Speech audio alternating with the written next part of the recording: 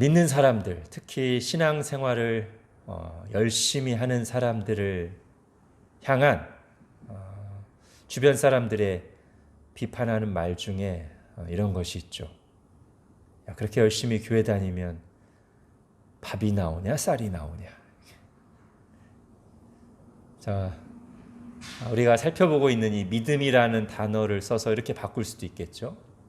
믿으면 밥이 나오냐 쌀이 나오냐.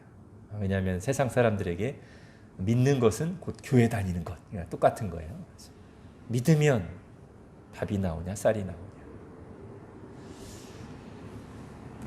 사실 잘 몰라서 늘 그런 말을 하는데 밥이 나오고 쌀이 나옵니다.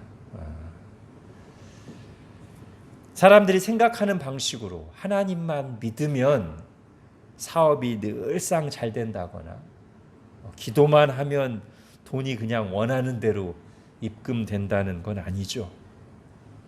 우리는 그런 식의 기복주의 신앙을 경계합니다.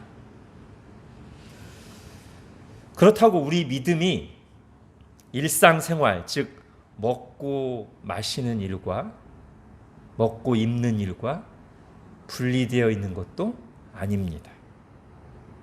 우리가 올바른 믿음으로 말한다면 우리는 매일같이 하나님이 공급해 주시는 것으로 살아가고 있습니다. 여러분, 광야의 길이 비록 고되었을지라도 하나님께서는 그들에게 매일매일 만나를 주셨죠. 일용할 양식을 주셨습니다. 또한 우리 주님께서도 제자들에게 하나님의 나라를 구하라고 가르치실 때 뭐라고 하셨습니까? 너희는 무엇을 먹을까? 무엇을 마실까? 무엇을 입을까? 염려하지 말라고 하셨습니다. 그건 명령이죠. 그 뒤에 약속이 나옵니다. 왜 그런 명령을 하시는가? 너희 하늘 아버지께서 너희에게 있어야 할 것을 다 아시고 너희가 하나님의 나라를 구하며 살 때 이 모든 것, 즉 먹는 것, 입는 것, 마시는 것을 너희에게 공급해 주실 것이기 때문이다. 이것은 약속입니다. 그것이 분명한 사실이며 우리는 그것을 믿는 사람들입니다. 그러니 앞으로 누가 또 그렇게 조롱하며 따지듯 묻는다면 여러분 부드럽게, 아주 부드럽게 대답해 주시기 바랍니다. 잘 몰라서 그러시는 것 같은데요. 쌀이 나오고 밥이 나옵니다. 그게 무슨 뜻인지는 믿음을 가지면 아시게 될 겁니다. 이렇게 잘 대답해 주시기 바랍니다. 그리고 거기에 덧붙여서 우리가 할 말은 이것이죠. 우리에게 믿음이 필요한 이유는 단지 먹고 살기 위해서가 아니라는 것입니다. 그 이상의 이유, 그거보다 훨씬 더 크고 중요한 목적이 있다는 것이죠. 그게 뭡니까? 우리가 지난주에 이미 살펴보았듯이 우리는 믿음으로 구원을 받습니다. 그럼 사실 이것보다 더 큰 것이 어디 있겠어요? 이런 큰 선물이 어디 있어요? 만약 사람들이 눈을 떠서 오늘 우리가 예배 앞부분에 고백한 하이델베르크 요리문답의 내용처럼 우리 자신의 나의 죄와 비참함을 제대로 알기만 한다면 믿음으로 구원을 얻는다는 것이 얼마나 놀라운 은혜인가를 알게 될 것입니다. 여러분, 세상 사람들이 그렇게 중요하게 여기고 크게 보는 돈을 아무리 준다고 해도 살 수 없는 게 구원이에요. 아무리 많은 소유와 노력으로도 쟁취할 수 없는 것이 구원 얻는 믿음입니다. 우리가 믿음으로 얻은 구원과 하나님 나라는 그 어떤 것으로도 살 수 없고 그 어떤 세상의 보화와도 비할 수 없는 것이죠. 세상의 보화들은 이 구원의 하나님 나라라는 선물 앞에 가져다 놓으면 빛을 잃고 초라해집니다. 태양 앞에 형광등 같다고나 할까요? 태양이 없을 때는, 태양이 알지 못할 때는 형광등도 그럴듯해 보일 수 있죠. 그러나 태양이 있으면 태양 앞에 형광등은 아무것도 아니지 않습니까? 주님께서는 천국 비유를 통해서도 이 진리를 생생하게 가르쳐 주셨습니다. 마태복음 13장, 천국은 마치 밭에 감추인 보화와 같으니 사람 이를 발견한 후 숨겨두고 기뻐하여 돌아가서 자기의 소유를 다 팔아 그 밭을 사느니라. 아멘. 마치 여러 개의 형광등을 가지고 있던 사람이 태양을 발견하고 나서 기뻐하면서 돌아가서 자기의 모든 형광등을 다 팔아서 태양을 사는 것과 같죠.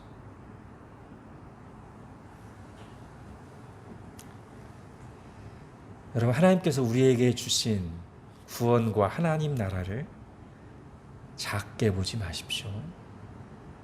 그것을 얻고 누리게 하는 믿음을 절대로 작게 여기지 마십시오. 세상 사람들이 뭐라고 하든 간에 이것은 그 무엇과도 바꿀 수 없는, 우리가 어떤 노력과 보화를 다 쏟아 부어도 결코 살 수 없는 최고의 선물입니다.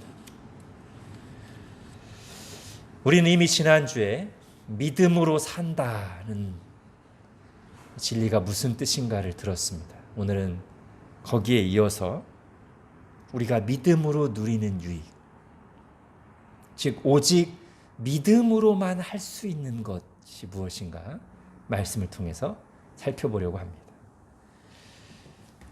자, 먼저 본문 3절을 보십시오. 오늘 3절 말씀 같이 읽겠습니다. 시작. 믿음으로 모든 세계가 하나님의 말씀으로 지어진 줄을 우리가 아나니 보이는 것은 나타난 것으로 말미암아 된 것이 아니니라.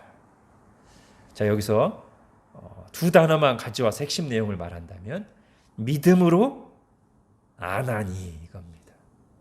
믿음으로 안다. 믿음으로 참된 지식을 얻게 됩니다. 여러분, 세상의 지혜와 철학, 과학, 요즘 유행하는 인문학, 여러분 그런 것들로는 절대로 알 수 없는 지식이 있어요. 아무리 IQ가 높고 아무리 공부를 열심히 해도 도달할 수 없는 지식이 있습니다. 하나님을 아는 지식, 구원을 얻는 지식이에요. 그 지식은 오직 믿음으로만 알 수 있습니다. 믿음으로 모든 세계가 하나님의 말씀으로 지어진 줄을 우리가 아나니. 여러분, 바울은 고린도전서 1장에서 세상 지혜와 그리고 믿음으로만 알 수 있는 이 영적인 지혜를 잘 대비시켜서 말했습니다. 고린도전서 1장 18절부터 읽겠습니다.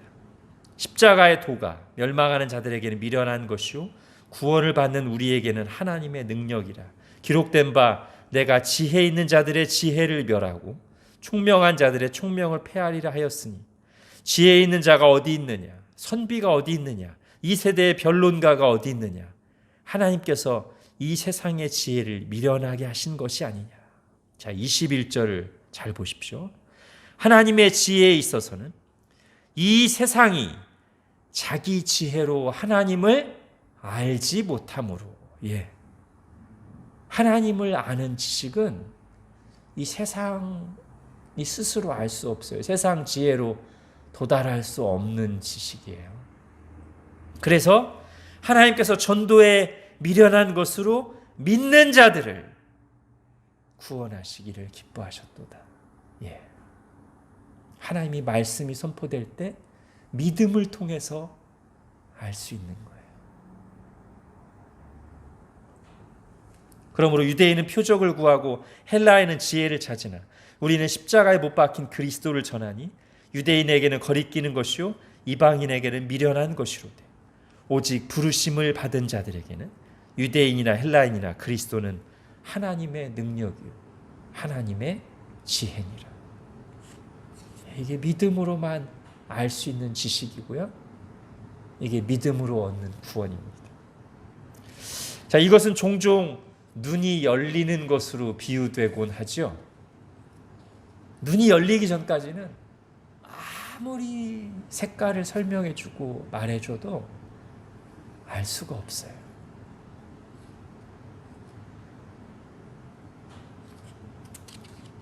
영적인 눈이 열리는 것이 그와 같다는 것이죠. 아무리 얘기해도 알 수가 없어요. 하나님의 존재를, 영적 세계를, 십자가와 부활의 진리를, 천국과 지옥을. 믿음으로 눈이 열리기 전까지는 하나님의 영광으로 가득한 극장에 살면서도 하나님을 전혀 감각하지 못한 채 하나님을 등지고 하나님과 상관없는 삶을 살아가게 됩니다. 왜? 영적인 눈이 닫혀서 하나님을 볼 수가 없으니까요. 아무리 빛이 환하게 비추어도 눈이 닫혀 있으면 못 보는 거예요. 빛이 안 비추는 게 아니에요. 빛이 존재하지 않는 게 아니에요. 눈이 닫혀 있기 때문에 그토록 환한 빛도 보지 못하는 거예요. 여러분, 믿음은 닫혀 있는 문을 엽니다. 가장 먼저 믿음으로 열리는 문은 영적인 눈입니다.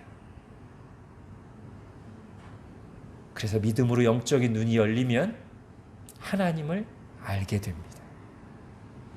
그리고 하나님을 알게 되면 반드시 반응이 따라오게 되어 있습니다.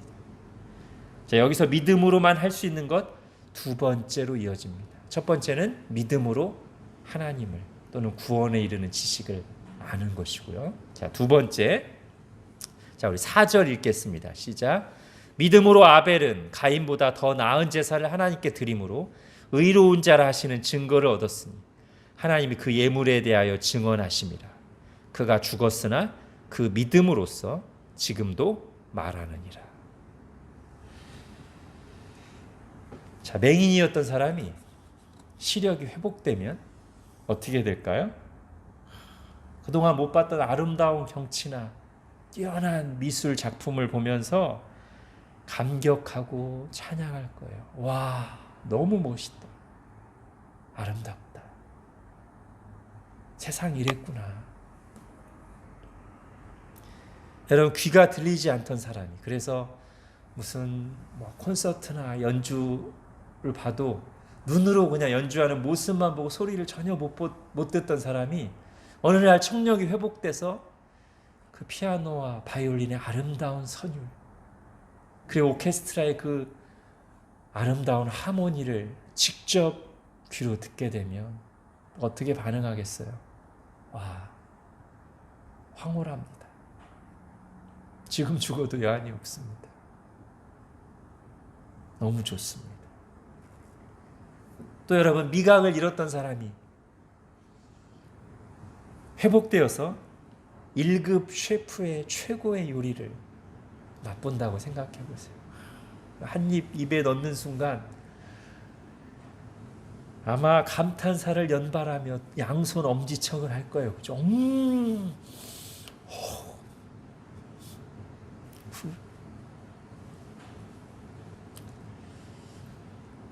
여러분, 이것처럼 영적인 눈이 열리면 믿음으로 하나님을 알게 되면 거기에서 마땅히 나와야 할 반응이 따라오게 돼 있어요. 사실은 누가 시키지 않아도요. 그 가장 기본이 뭐냐면 예배입니다. 하나님 앞에 엎드리고 경배하고 찬송하고 하나님께 영광을 돌리고 하나님의 말씀에 귀를 기울이는 거예요. 저는 히브리서 11장의 목록이 구약 역사 순서대로 기록되었지만 동시에 어느 정도는 의도적인 우선순위를 가지고 기록되었다고 생각합니다. 11장 전체는 아니고 특히 앞부분은 분명히 그런 것 같아요.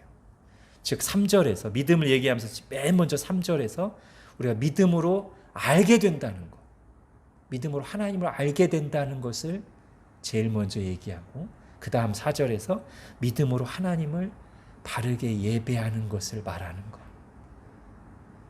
이것이 의도된 순서라고 생각해요. 여러분, 믿는 사람은 하나님을 예배합니다. 신자는 즉시로 예배자가 됩니다. 그것이 믿는 사람과 믿지 않는 사람이 구별되는 가장 기본적인 모습이에요. 여러분, 우상숭배는요, 믿음이 없어도 얼마든지 가능합니다. 우상숭배의 믿음은 불필요합니다. 하나님이 아닌 뭔가 다른 것들, 돈, 쾌락, 미신, 사람, 그들을 하나님처럼 숭배하고 의지하고 따르는 것은 믿음이 없이도 얼마든지 가능하며 심지어 아주 적극적으로 그렇게 할 수도 있습니다. 그러나 거기에서 돌이키는 것, 거기에서 돌이켜서 참 하나님을 알고 예배하는 것은 오직 믿음이 있어야만 가능합니다. 데살로니가전서 1장에서 이렇게 말합니다. 8절부터 주의 말씀이 너희에게로부터 마게도냐와 아가야에게만 들릴 뿐 아니라 하나님을 향하는 너희의 믿음의 소문이, 믿음의 소문, 그들이 믿음 생활을 하고 있다는 그 소문이 각처에 퍼졌으므로 우리는 아무 말도 할 것이 없노라. 자, 그럼 그들의 믿음의 내용이 뭔데요? 믿음 생활의 내용이 9절에 그들이 우리에 대하여 스스로 말하기를 우리가 어떻게 너희 가운데 들어갔는지와, 자, 그 다음부터입니다.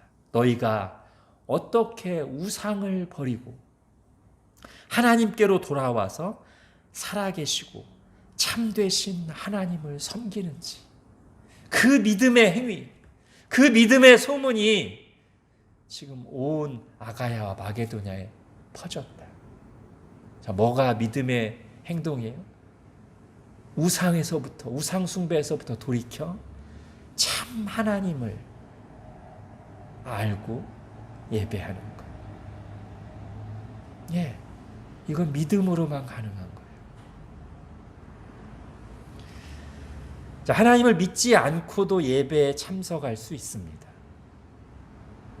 그러나 믿음이 없이는 하나님을 참되게 예배할 수는 없습니다.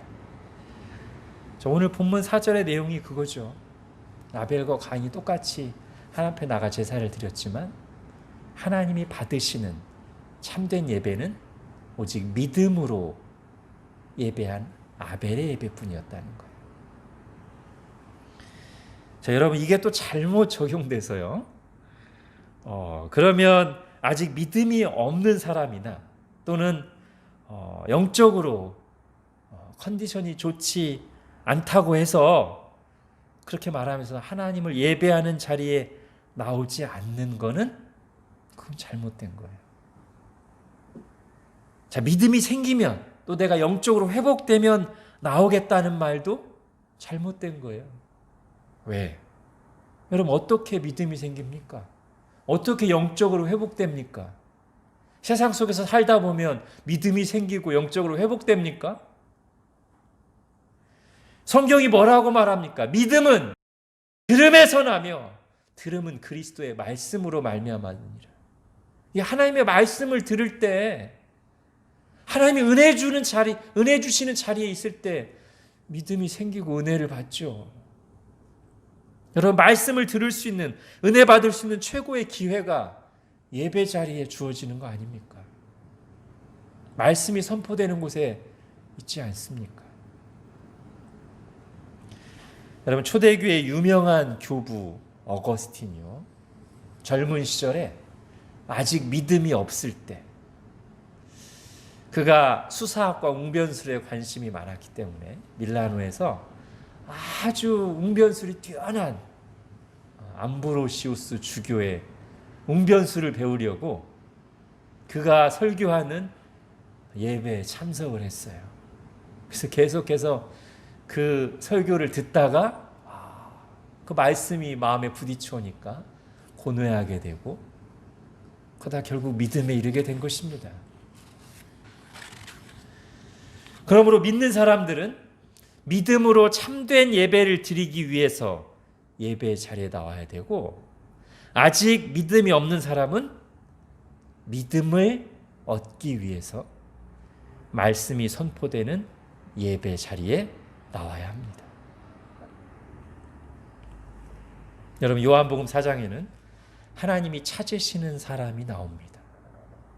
누굽니까? 참된 예배자죠. 요한복음 4장 23절입니다. 아버지께 참되게 예배하는 자들은 영과 진리로 예배할 때가 오나니 곧 이때라.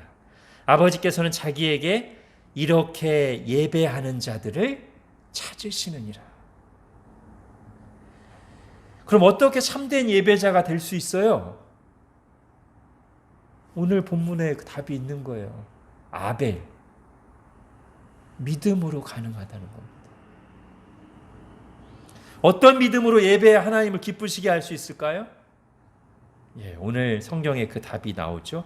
6절 같이 읽겠습니다. 시작. 믿음이 없이는 하나님을 기쁘시게 하지 못하나니 하나님께 나아가는 자는 반드시 그가 계신 것과 또한 그가 자기를 찾는 자들에게 상 주시는 이심을 믿어야 할지니라.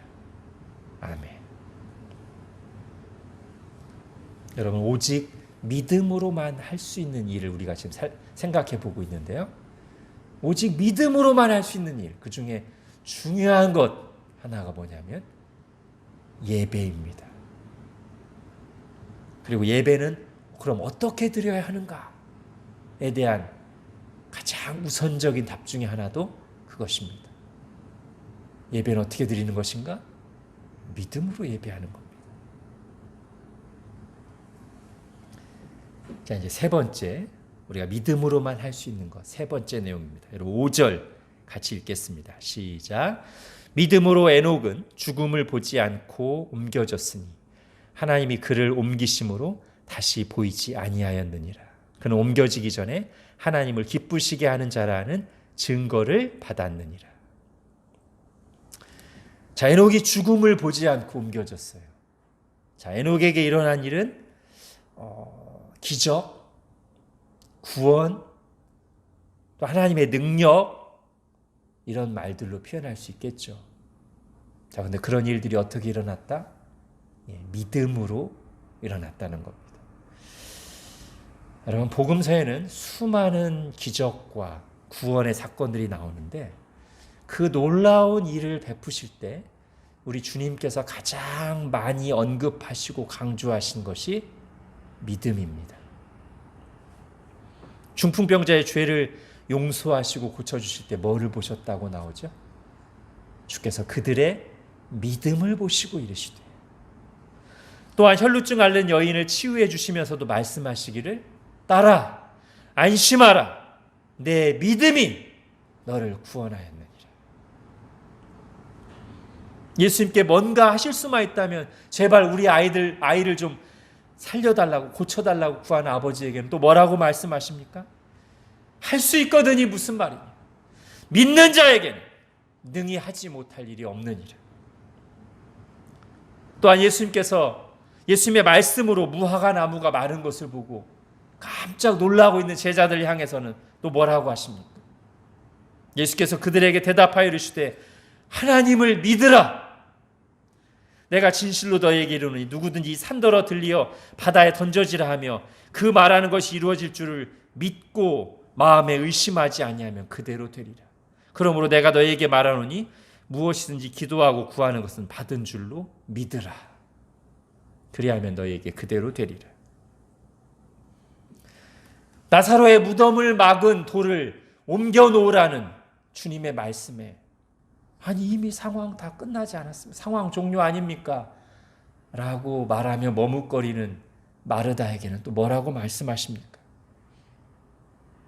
내 말이 네가 믿으면 하나님의 영광을 보리라 하지 아니하였느냐.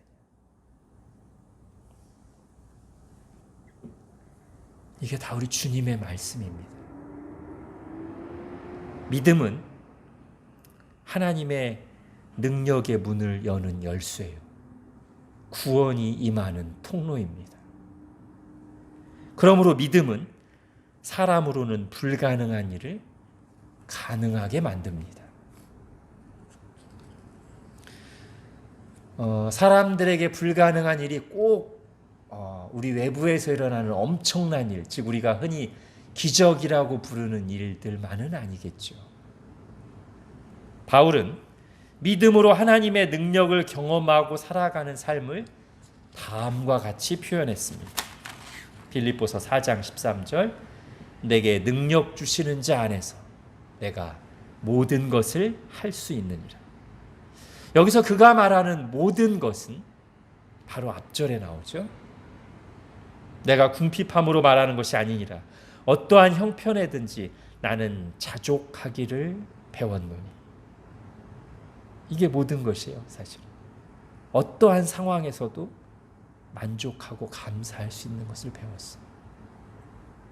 좀 더 설명하기를, 나는 비천에 처할 줄도 알고 풍부에 처할 줄도 알아. 모든 일 곧 배부름과 배고픔과 풍부와 궁핍에도 처할 줄 아는, 그렇게 모든 것을 할 수 있는 일체의 비결을 배웠노라. 어떻게? 내게 능력 주시는 자 안에서 내가 그 모든 것을 할 수 있느니라. 즉 믿음으로 우리는 예수님께서 말씀하시고 행하신 놀라운 기적과 구원과 치유와 승리를 경험하기도 하고, 또 믿음으로 우리는 내 힘으로는 할 수 없는 순종과 도전과 인내와 용서를 행하기도 하는 것입니다.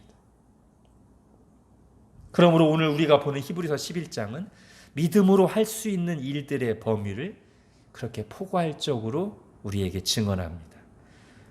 히브리서 11장 33절부터 보십시오. 그들은 믿음으로 나라들을 이기기도 하며 의를 행하기도 하며 약속을 받기도 하며 사자들의 입을 막기도 하며 불의 세력을 멸하기도 하며 칼날을 피하기도 하며 연약한 가운데서 강하게 되기도 하며 전쟁에 용감하게 되어 이방 사람들의 진을 물리치기도 하며 여자들은 자기의 죽은 자들을 부활로 받아들이기도 하며.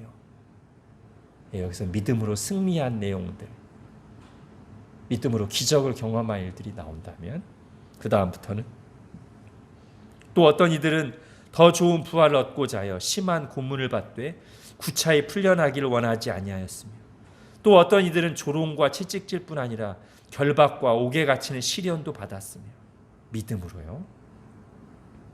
돌로 치는 것과 톱으로 켜는 것과 시험과 칼로 죽임을 당하고 양과 염소의 가죽을 입고 유리하여 궁핍과 환난과 학대를 받았으니 이런 사람은 세상이 감당하지 못하느니라. 그들이 광야와 산과 동굴과 토굴에 유리하였느니라. 자, 이 모든 것이 내게 능력 주시는 자 안에서 내가 모든 것을 할 수 있느니라는 바울의 고백과 일맥상통하는 내용이죠. 이렇게 우리는 믿음으로 살아가는 동안에 우리 연약함이 드러나고 한계에 부딪히는 일들을 경험하는 동시에 그 상황에서 우리 힘으로는 할 수 없는 일들을 가능하게 하시는 하나님의 은혜와 능력도 경험합니다. 그러니 눈에 보이는 현실과 우리의 연약함과 한계만을 보고 미리 안 된다고만 하지 맙시다. 하나님을 과소평가하지 맙시다.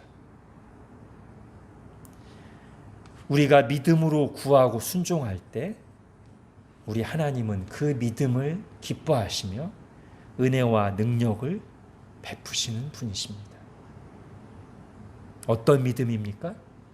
다시 오늘 본문 6절을 보십시오. 같이 읽겠습니다. 시작.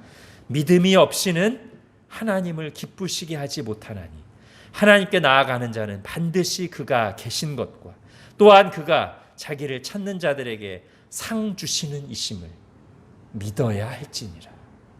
아멘. 자, 그런데 이 6절에는요, 중요한 내용이 들어 있습니다. 보통 이 구절을 통해서는 우리가 믿어야 할 내용이 강조돼요. 두 가지를 믿어야 한다. 뭐냐?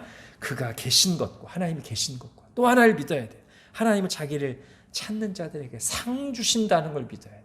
예, 이걸 강조하고요. 저도 이 얘기를 많이 했습니다. 중요합니다. 근데 이 구절에는 또 한 가지 중요한 내용이 들어있어요. 믿음의 목적이 나옵니다. 그게 뭡니까? 하나님을 기쁘시게 하는 것입니다. 믿음이 없이는 하나님을 기쁘시게 하지 못하는. 자, 앞서 말했던 믿음으로만 할 수 있는 것들은 다 이 목적과 연결됩니다. 즉 하나님을 아는 것, 진리의 지식을 아는 것은 하나님을 기쁘시게 하는 일입니다. 그러므로 하나님 지식, 성경 지식을 추구하는 일은 경건을 이익의 재료로 사용한다든지 호기심을 채운다든지 자기를 자랑하기 위해서 하는 것이 아니라 하나님을 기쁘시게 하기 위한 목적으로 추구되어야 합니다. 예배하는 것도요, 하나님을 기쁘시게 하는 것이 우선되는 목적이어야 돼요. 물론 당연히 예배를 드리면서 은혜를 구하고 받는 것 중요합니다. 저는 이것이 조금이라도 폄훼돼서는 안 된다고 생각합니다. 예배 때 은혜를 구하고 받는 거 아주 중요해요. 그런데 더 중요한 것은 하나님을 예배하며 하나님께 합당한 영광을 돌리고 그를 기쁘시게 하는 거예요.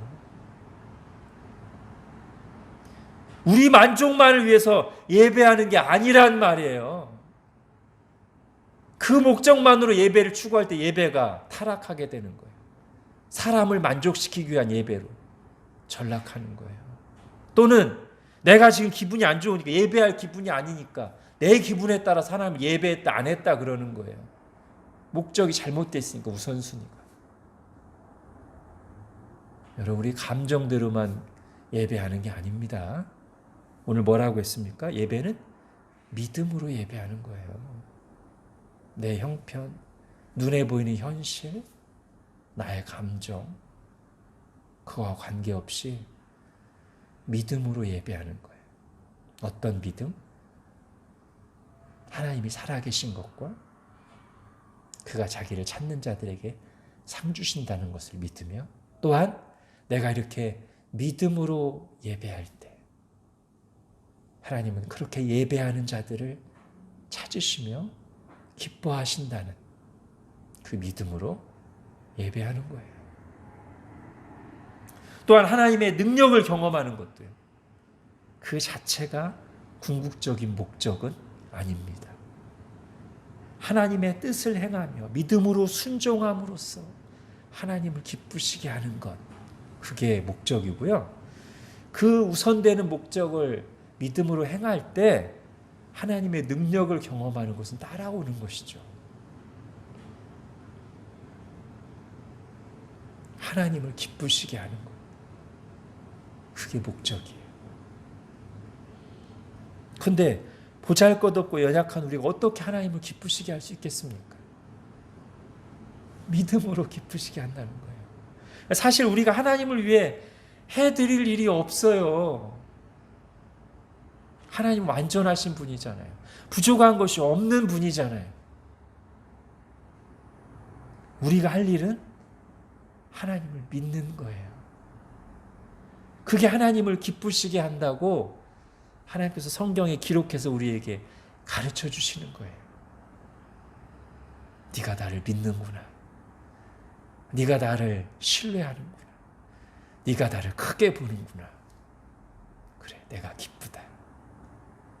하나님 이러신다는 거예요. 그러므로 오늘 믿음으로 할 수 있는 일들 3가지를 얘기했는데요. 믿음으로 하나님을 알고, 믿음으로 예배하고, 믿음으로 하나님의 능력을 경험하는 일 얘기했는데, 실은 그것들을 전부 다 포괄하는 가장 중요한 일, 믿음으로만 할 수 있는 가장 중요한 일이 뭐다? 하나님을 기쁘시게 하는 일이다. 다른 말로 하면 하나님과의 바른 관계 속에서 동행하는 일, 믿음으로만 합니다. 그러므로 오병이어 사건 때 하나님의 일이 무엇입니까? 라고 묻는 이들에게 주님께서 이렇게 대답하셨습니다. 요한복음 6장 예수께서 대답하여 이르시되 하나님께서 보내신 일을 믿는 것이 하나님의 일이니라 하시니. 올 한 해 믿음으로 하나님의 마음과 뜻을 더 알아가시기를 바랍니다. 믿음으로 하나님을 예배하고, 믿음으로 하나님의 능력을 풍성하게 경험하는 여러분 되시기를 바랍니다. 그리고 그 모든 일을 통해서 하나님을 기쁘시게 하는 저와 여러분이 될 수 있기를 바랍니다. 기도하겠습니다. 하나님께서 우리에게 믿음을 선물로 주셨습니다. 세상 사람들이 뭐라 하든지 이것이 얼마나 큰 은혜인가를, 특권인가를, 복인가를 저희가 알고 감사하며 누리게 하여 주옵소서. 특별히 오늘 말씀에 나온 대로 믿음으로 올 한 해도 하나님을 더 알아가고, 믿음으로 예배하며, 믿음으로 하나님의 능력을 풍성하게 경험하는 한 해가 되게 하여 주옵소서. 무엇보다 믿음으로 하나님과 동행하며 하나님을 기쁘시게 하는 저희들 되게 하여 주옵소서. 예수님의 이름으로 기도합니다. 아멘.